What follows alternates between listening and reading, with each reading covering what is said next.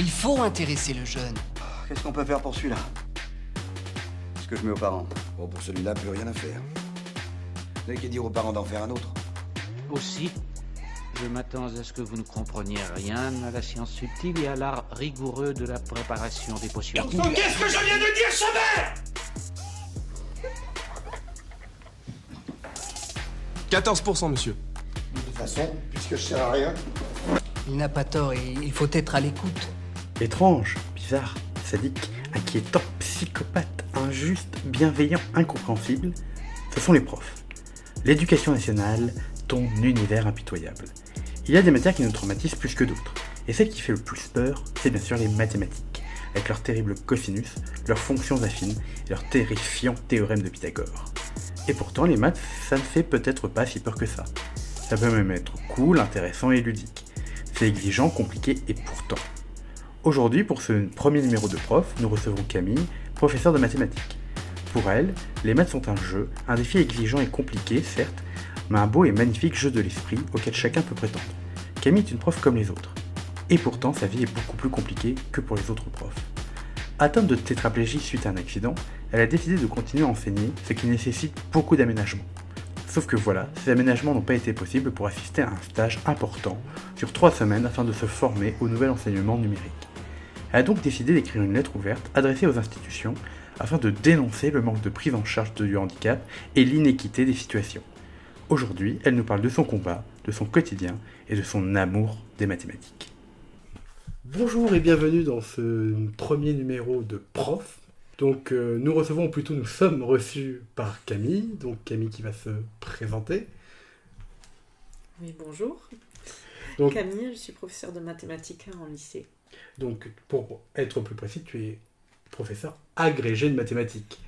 Oui. Ce qui est assez classe et ce qui fait de toi l'une des invitées les plus prestigieuses de la chaîne jusqu'à présent. Oui, n'en jette pas trop quand même, la coupe est pleine. Donc voilà, donc Camille, du coup, là, si on enregistre, c'est pour plusieurs choses. Donc déjà pour que tu nous parles de ton travail au quotidien, et aussi que tu nous parles par rapport à une lettre que tu as écrite, par rapport à ta situation, il y a 2-3 jours. Oui, une semaine. Il y a une semaine. Je vais couper, on va reprendre. Oui, je me doutais. Ouais. Pas de souci. Donc si tu es là aujourd'hui au micro, donc c'est pour que tu ouvres du coup cette série d'émissions qui est là pour présenter des professionnels de l'éducation, des enseignants, mais aussi du personnel qu'on n'a pas l'habitude de trop voir ou qui est invisible. Donc si on te reçoit, c'est que tu as une situation qui est très particulière par rapport aux autres collègues. Et est-ce que tu peux nous en dire un peu plus Oui, donc au-delà de mon métier, depuis 7 ans maintenant, à la suite d'un accident, je suis tétraplégique. Et donc, ma situation particulière, c'est celle justement donc, d'un professionnel de l'éducation nationale, mais qui est en situation de handicap. Ce qui peut parfois poser quelques particularités. Voilà. Et justement, par rapport à ça, il y a une semaine écrit une lettre ouverte qui est adressée au président de la République, au Premier ministre, au ministre de l'Éducation nationale. Il y a toutes les associations qui se chargent de représenter ou de défendre le handicap. Est-ce que tu peux nous expliquer pourquoi ? Oui, donc en fait, il y a un petit peu plus de 15 jours maintenant, j'aurais dû commencer une formation sur Toulouse pour pouvoir, à partir de l'année prochaine, enseigner aussi l'informatique au niveau du lycée. Et il se trouve que je n'ai pas pu aller à cette formation, j'ai dû y renoncer parce que je n'ai pas pu trouver de structure de soins pour m'accueillir. Le fait d'être tétraplégique m'oblige finalement à avoir des soins réguliers dans la journée et notamment j'ai besoin d'aide pour le lever et pour le coucher, juste déjà ça. Et ces choses si élémentaires ne peuvent être faites sans l'aide d'un infirmier ou d'une infirmière. Et j'ai passé plusieurs semaines donc à Toulouse à essayer de trouver une solution pour organiser des soins et jusqu'à la veille du stage où j'ai dû tout annuler parce que je n'avais pas trouvé de solution. Et c'est-à-dire que c'était pas pris en charge par l'Éducation nationale ? Alors c'est une partie en fait donc qui doit être menée par des infirmiers, donc c'est plutôt quelque chose qui relève des mutuelles et de la sécurité sociale. Et après, le problème que j'ai eu, c'est que les seules solutions que je pouvais arriver à trouver sur place nécessitaient une prise en charge particulière par donc ma sécurité sociale, c'est-à-dire par la MGEN. Et au final, il n'y avait pas de solution. Le fait de devoir travailler, en fait, faisait qu'une prise en charge, donc par exemple en hospitalisation à domicile, n'était pas possible. D'accord. Et ça veut dire que tu ne pouvais pas y aller parce que tu n'avais pas les soins rudimentaires ou Oui. En Voilà, tout cas, les c'est conditions nécessaires de vie pour pouvoir faire ce stage-là. Ben, En précisant que tu habites pas à Toulouse quand même, tu habites à 2 non, heures, 2h30. Voilà, j'habite à 2 heures de route. Si j'allais tous les jours, ça voulait dire 4 heures de route par jour. En plus des soins que j'ai précisés qui prennent des fois 1 heure, 1 heure et demie. Donc rien que pour pouvoir assister au stage, c'était 5h30 entre soins et trajets tous les jours. Avec une formation qui était quand même exigeante à la clé, ça devenait incompatible. Et ne serait-ce que tu as aussi un quotidien qui est organisé par les infirmiers ou infirmières qui viennent te voir, donc soit lever, le coucher, donc ça veut dire, si tu avais dû faire les allers-retours, ça voulait dire aussi que eux se calent des heures et que on connaît leur situation la plupart du temps qui est quand même assez surbookée, donc c'était vraiment impossible, et aucune proposition de prise en charge là-bas. Ben non, en fait, de toute façon, c'est très simple, avec des chiffres. Être à 9h à la formation avec les bouchons de Toulousain, ça voulait dire partir à 6h de mon domicile, ça voulait dire avoir des infirmiers à 5h le matin, ce qui était tout bonnement impossible. Et donc, voilà, aucune proposition, parce que en fait, il y a la question du logement, il y a la question de la prise en charge, donc c'est une question logistique extrêmement lourde pour pouvoir... C'est très compliqué, mais tout le reste était organisé, que ce soit l'équipement, le matériel de soins, que ce soit l'hôtel, le transport, toutes les autres questions étaient réglées. Alors après, il me restait une solution très simple, ne pas dormir pendant toute une semaine, comme ça. Il n'y avait pas de souci, je restais sur mon fauteuil pendant 5 jours d'affilée, ce qui pouvait poser des problèmes malheureusement après. D'accord. Et du coup, voilà, tu as écrit une lettre ouverte pour dénoncer ce manque de prise en charge, parce que finalement, on est tous les deux enseignants, on travaille dans l'éducation nationale, on promeut certaines valeurs, dont les valeurs fondamentales dont une qui s'appelle l'égalité, et que toi, en tout cas, ce qui t'a... En fait, c'est la goutte d'eau qui a fait déborder le vase, j'ai envie de dire, parce que tu en parleras peut-être, mais pas la première fois que tu as le droit à de tels problèmes. Voilà, mais c'est que là, c'est une formation à laquelle tu tenais, à laquelle tu avais envie de participer, et aussi en tant que professionnel sur les enseignements de spécialité dont on nous demande de nous former, c'est une nécessité. Donc là tu as décidé d'écrire la lettre, du coup. Oui, et c'est une question d'égalité, c'est une question d'équité aussi, tout simplement. On nous parle beaucoup que le handicap est une cause nationale, on nous parle que les discriminations ne doivent pas exister, et pourtant, là, pour une simple formation, eh bien, la seule chose qui a fait que je n'ai pas pu y aller, c'est ma tétraplégie, et uniquement ça. C'est-à-dire qu'on organise des journées en termes de national, au sein des établissements, de la sensibilisation, et que là, ne serait-ce qu'au niveau d'un agent, on n'est pas capable de promouvoir cette égalité et cette équité de traitement parmi les autres collègues. Non, il y avait aucune solution possible. J'avais prévenu mon rectorat, il y avait une proposition qui avait été faite, c'était de préciser à mes formateurs que je serais en retard tous les jours pour ma formation. Et quand on sait l'exigence de ce type de formation, perdre 1 heure, 2 heures peut-être tous les jours, c'était pas possible pour pouvoir suivre derrière. Donc j'ai refusé le compromis.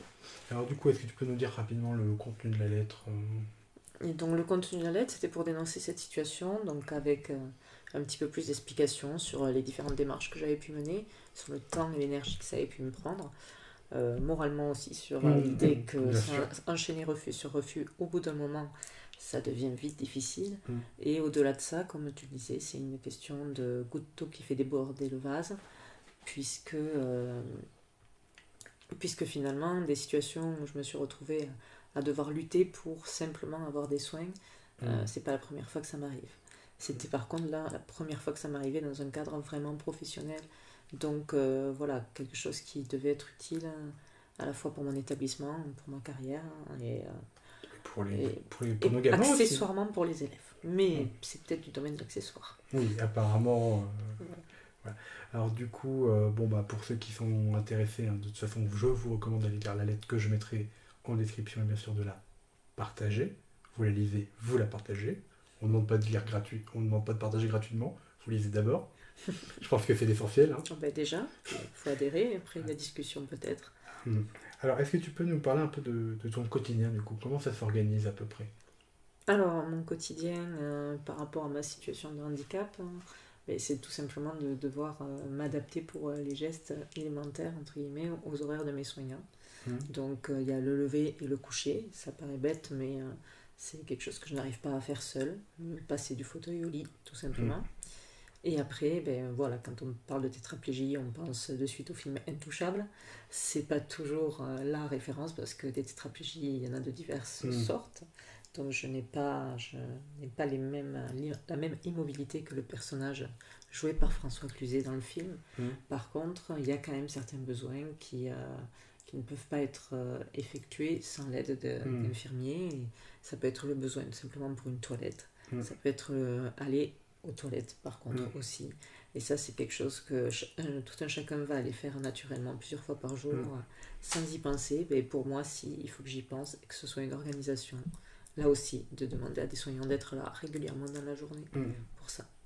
Et c'est-à-dire que tu as besoin de soins quotidiens, alors plus ou moins fixes dans la journée? C'est une organisation, c'est toutes les 4 heures en théorie, et après on fait comme on peut aussi. Et c'est en termes de temps, ça peut être 2 heures, 2 heures et demie par jour, si on rajoute les séances de kiné, si on rajoute un peu les visites régulières aux médecins qui sont aussi recommandées et tout ça. Ce qui nécessite pour le lycée d'avoir les équipements, enfin en tout cas une salle nécessaire pour que toi tu puisses, déjà une salle dans laquelle tu puisses toi être, t'organiser, etc. Parce que du coup c'est pas facile, que tu aies une salle pour toi pour faire tes soins, qui est tout... Alors, normalement il est censé y avoir le nécessaire, mais par exemple... Il y a 1 ou 2 ans, je sais plus, il y avait eu l'ascenseur qui était en panne. Toi qui es au 3e étage, qui est plus pratique en fait, parce que pour ceux qui connaissent pas, pour arriver à notre lycée, il y a un parking en haut vers le 3e étage qui est plus facile pour toi d'accès. Oui, voilà. Donc on t'a mis ta salle au fond, là, dans laquelle tu as pu vraiment t'accaparer, etc. Le problème c'est que dès que l'ascenseur déconne, il a déconné quand même un long moment, toi tu te retrouves isolé quoi. De toute façon, le problème d'accessibilité est partout, et dès que quelque chose déraille, bien derrière, il y a toujours quelqu'un de bloqué, quoi. Donc oui, ça a été plusieurs semaines sans pouvoir aller manger à la cantine avec les camarades, par exemple, tout simplement. Mais après, c'est pas grave, j'avais le room service pour m'amener le plateau dans ma salle, c'était pas si mal. Mais au-delà de ça, oui, c'est une organisation, et ça, pour ça, le lycée a quand même mis en œuvre tout ce qu'il fallait, que ce soit une salle adaptée, que ce soit une salle de soins. Et les soignants sont très disponibles, mais ça veut dire aussi des aménagements d'horaire, un aménagement aussi dans le temps, qui est pas dans le temps de travail, qui n'est pas toujours évident aussi à obtenir, parce que la fatigabilité et puis le fait de devoir se plier à autant d'horaires au quotidien fait qu'avoir un service complet, c'est difficile. Et ça, c'est quelque chose que pour l'instant, chaque année, il faut que je redemande. Donc aussi, j'ai espoir un jour qu'on comprenne que mon handicap ne disparaîtra pas du jour au lendemain. Mais bon, peut-être. C'est-à-dire qu'il faut que régulièrement tu ailles faire valoir tes droits. Oui, et ça c'est du récurrent, mais c'est de l'administratif aussi, parce que les différents correspondants que j'ai pu rencontrer savent ce qu'il en est, mais les directives actuelles sont que chaque année il faut renouveler les demandes, chaque année il faut que je demande d'avoir un accompagnant professionnel pour m'aider dans les gestes liés à mon métier, faire les photocopies, gérer l'ordinateur, etc. Chaque année il faut que je demande un aménagement de temps pour avoir moins d'heures à faire et pour pouvoir être plus disponible pour mes élèves. Et les dispositifs pérennes qui sont proposés, c'est avec perte de salaire, c'est avec des compromis, et là aussi c'est beaucoup de discussions et beaucoup de démarches chaque année. Alors du coup en classe t'es accompagnée? Donc j'ai une accompagnante professionnelle avec moi, une APSH, et le terme exact c'est accompagnant de personnes en situation de handicap. Ça revient à ce qu'on appelait avant les AVS, pour les élèves comme pour les profs. Donc c'est quelqu'un qui est disponible pour être là en cas de besoin avec les élèves et pour gérer les tâches à côté que je ne pourrais pas faire seule. Donc je vais par exemple corriger quand même mes copies seules, mais c'est elle qui va m'aider à rentrer les notes dans le carnet, dans l'ordinateur, et à rendre les copies aux élèves, tout simplement. Ce genre de choses. C'est-à-dire qu'en fait, finalement, tu fais exactement le même métier que tous les autres profs, simplement des trucs simples comme distribuer les photocopies, etc.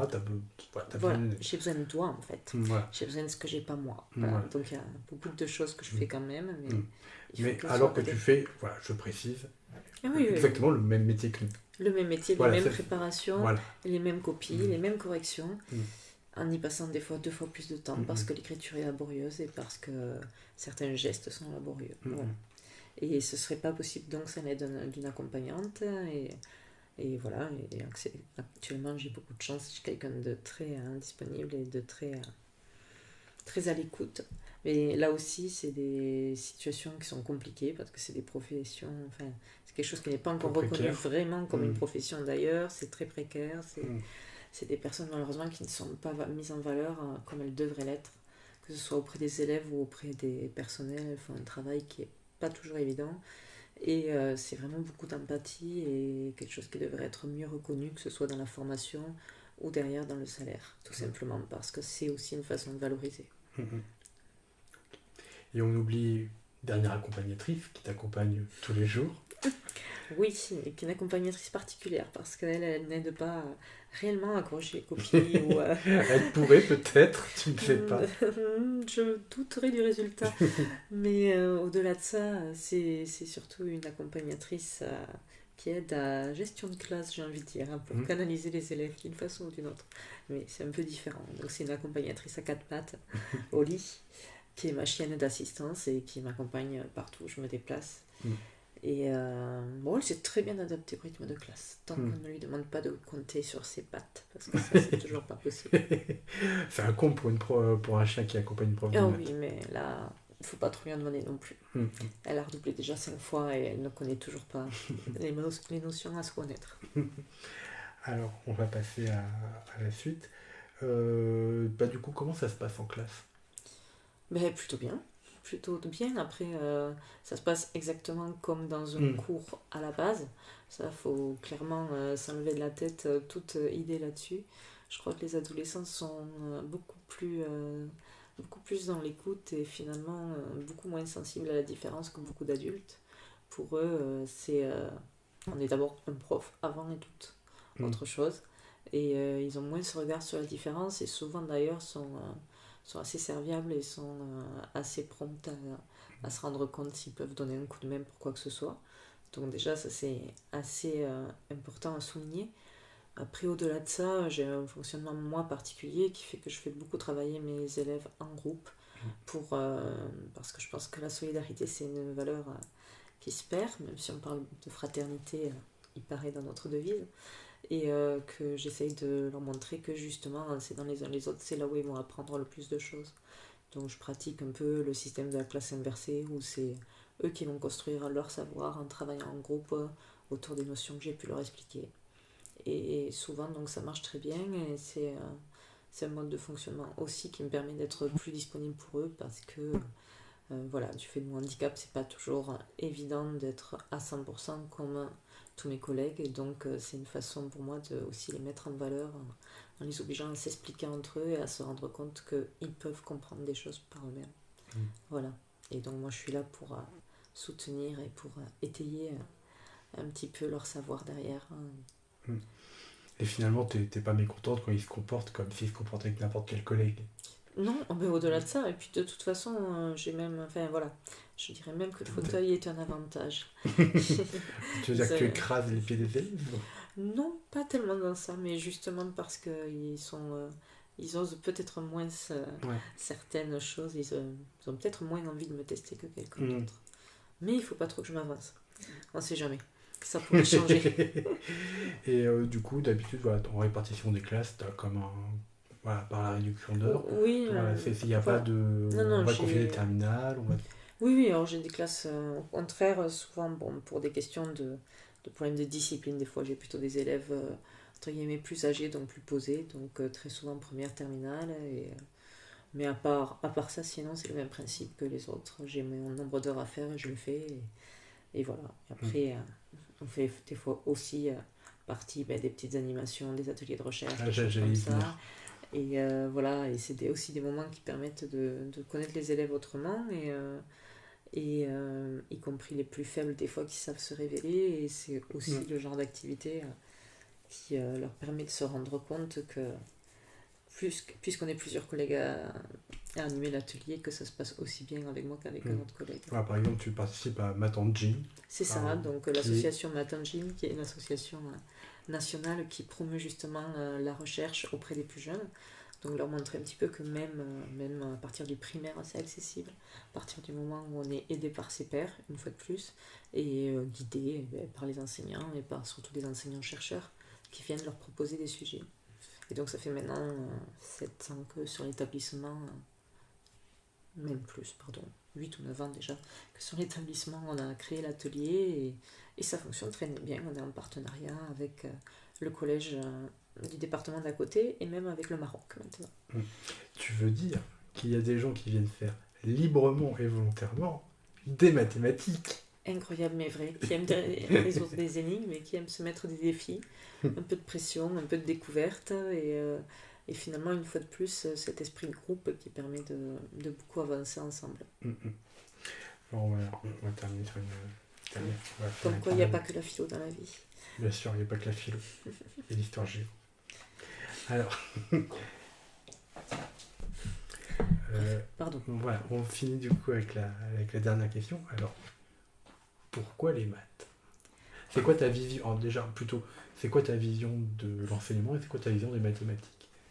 Ok, alors, que ce soit déjà pour répondre au pourquoi, que ce soit pourquoi l'enseignement, pourquoi les maths, déjà je répondrais pourquoi pas. Première chose, à l'époque où on a besoin d'enseignants en mathématiques notamment, que ça devient une pénurie, moi je dis pourquoi pas.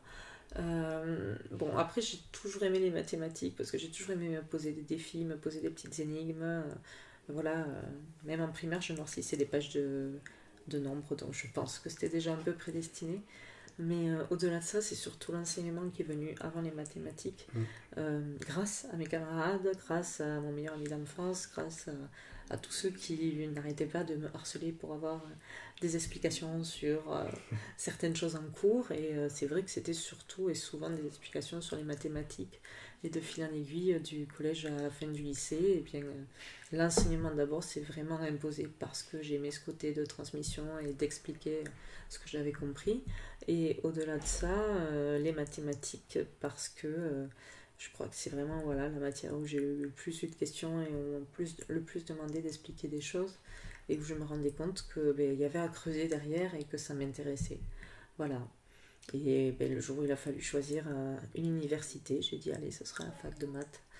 Et je l'ai jamais regretté depuis, tout simplement. Alors après, l'enseignement, ça s'est construit comme projet après au fil des études, notamment à l'aide de cours particuliers, pareil, par le côté de cette transmission et d'expliquer. Et voilà, après moi j'ai obtenu une licence et puis une maîtrise à l'époque, puisque je suis une ancienne, une maîtrise en mathématiques. Et après les concours sont arrivés en suivant, et à 24 ans c'était la région parisienne pour 2 années un petit peu où faire ses armes, et puis donc depuis 9 ans sur Villefranche-de-Rouergue. Voilà. Et après, pourquoi les mathématiques? Comment arriver à te convaincre? Peut-être parce que c'est encore un domaine à creuser et que ça permet de toucher à la fois au très concret, au quotidien, puisqu'on va aider aussi bien les sciences sociales que les sciences physiques et que des tas de domaines, puisque les mathématiques sont partout, y compris cachées dans nos petits gadgets de tous les jours. Mais aussi il y a ce côté abstrait justement, où ça peut intervenir dans n'importe quel domaine, où ça peut être des entités qui sont généralisées, et derrière en fait des applications impensables pour notre société d'aujourd'hui, quoi. Et de plus en plus en lien avec le numérique et l'informatique justement, d'où l'idée de cette formation, quoi. Et du coup, comment t'expliques... Alors, on va partir un peu dans une non prévue, mais comment t'expliques du coup cette crise de vocation des professeurs de maths? Parce que c'est vrai qu'on est dans une société de plus en plus qui nécessite du numérique, donc des outils mathématiques pour programmer, pour comprendre, même si c'est pas exactement de discipline. c'est-à-dire qu'il y a une application dans toutes les sciences théoriques ou les sciences humaines, etc. Du coup, comment ça se fait qu'on ait une crise des profs de maths? Alors, Selon toi, hein. difficile, et voilà. Alors après, voilà, ça va n'engager que moi, mais je pense que déjà, il y a quand même, malheureusement, l'image des mathématiques comme matière difficile, comme quelque chose qui demande beaucoup d'efforts. Donc, je pense que malheureusement, on n'a pas autant d'étudiants en mathématiques que ce qu'il faudrait déjà pour avoir C'est un bizarre, vivier de base. On se retrouve. On se retrouve sur ce Comme je dis point-là. souvent, les deux matières traumatiques, c'est la philo et les maths. Et oui, oui, mais c'est vrai qu'il y a de ça aussi. Voilà, je pense que le vivier de base déjà est pas assez important. Et au-delà de ça, bon, et une fois de plus, ça n'engage que moi. Voilà, aujourd'hui, être enseignant, ben, c'est justement pas comme à mon époque. C'est pas bac plus 4, mine de rien, c'est bac plus 5. Bac plus 5 aujourd'hui, en sciences, ben, si tu as étudié les mathématiques et l'informatique notamment, tu peux avoir un poste d'ingénieur infiniment mieux payé que le boulot de mathématiques, sans avoir les petits gremlins en face à gérer. Donc pour certains, c'est vrai que je pense que ça représente un atout de partir dans le privé, de partir ingénieur. Et de finalement, voilà, très souvent on voit les étudiants qui vont bifurquer justement plus des mathématiques vers l'informatique et vers ces métiers-là. Alors heureusement que pour certains il reste une part de vocation, même si ce mot n'est pas toujours valorisé. Bon après voilà, moi je pense qu'il faut avoir un peu la fibre au départ et peut-être qu'il n'y en a pas assez aujourd'hui, mais en espérant que la tendance se modifie à un moment ou à un autre. Alors t'inquiète pas, maintenant ils ont réduit le taux l'année d'admissibilité, hein. Maintenant on va commencer à avoir des élèves en L2, L3. Ah oui, d'accord. Alors, c'est peut-être extrême dans l'autre sens, mais C'est ça, ça. ça se discute. Et alors du coup, qu'est-ce que tu aimerais dire pour finir à quelqu'un qui n'aimerait pas les mathématiques Ah, quelqu'un qui n'aimerait pas les mathématiques. et après à quelqu'un qui voudrait continuer les mathématiques ou qui éviterait ou devenir prof de mathématiques mais qui dit Alors, c'est deux choses totalement différentes. ah oui, non.